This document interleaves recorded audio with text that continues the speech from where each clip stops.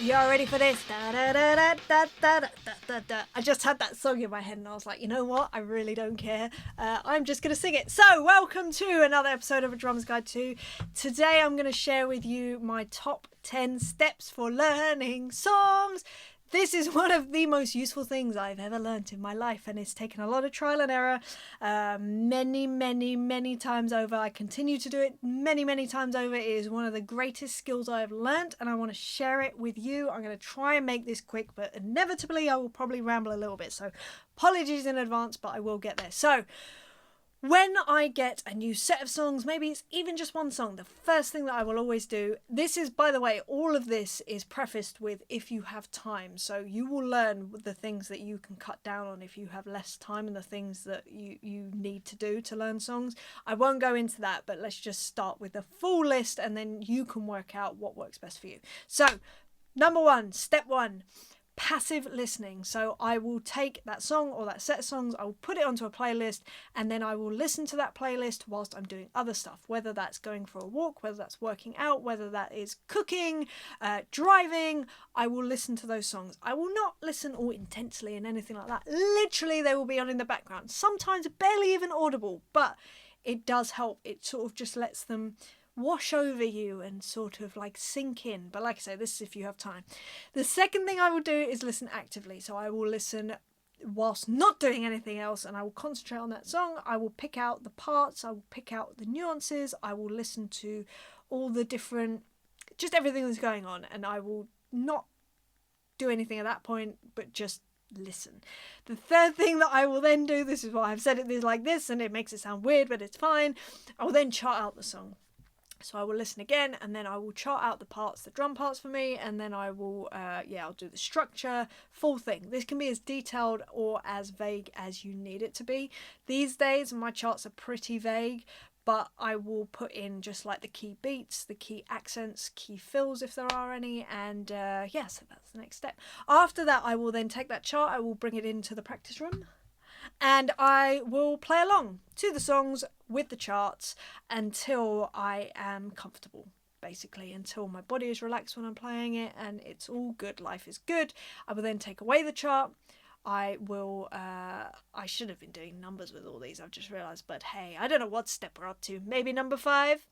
I don't know. Let's say number 5.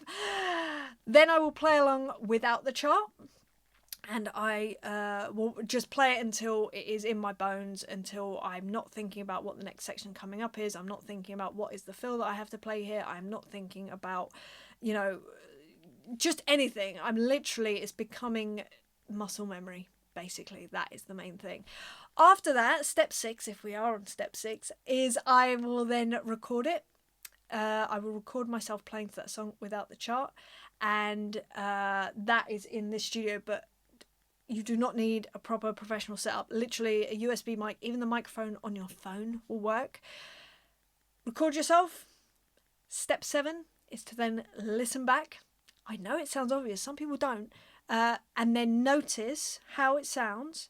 And then step 8 is to adjust and make it sound better. And then step 9 is to repeat those last 3 steps. So just keep recording yourself, listening back, and then adjusting until it's locked in or it just sounds right. You will know when it sounds right because you won't be cringing like that throughout it, or things won't stick out. Do you know what I mean? That's when I know that I've done something well, when nothing sticks out. It all sounds very round and warm and lovely.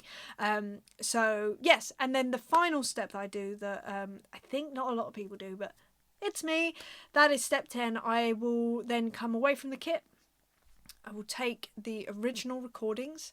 I will sit, I was going to say in a dark room, I will sit in a quiet room with headphones on usually, close my eyes, and I will visualise playing those songs perfectly in the scenario that I'm practicing them for, whether it's an audition, rehearsals, a gig, a recording, whatever it is.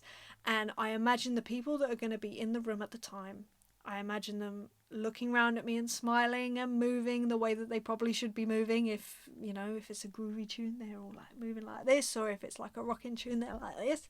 And that's it. that's what I do. I imagine that it's the best case scenario, basically, the very best way that this whole thing can turn out.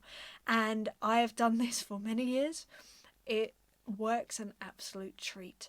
You can skip steps if you want, but if you really want to be comprehensive, go through all 10 of those steps and you will be absolutely nailing whatever songs you're trying to learn. I hope that that's helped you in some way. This is a really short video. Aren't you lucky? Woo! Okay, right. I'm going to love you. I'm going to leave you. If you have any questions that you'd like me to answer in a future video, then please do reach out. Leave a comment in the comment section or on social media or whatever you fancy. All good by me. I hope you're well wherever you are, and I'm sending you lots of love, and I will see you next week for another subject. All right, lots of love. Bye.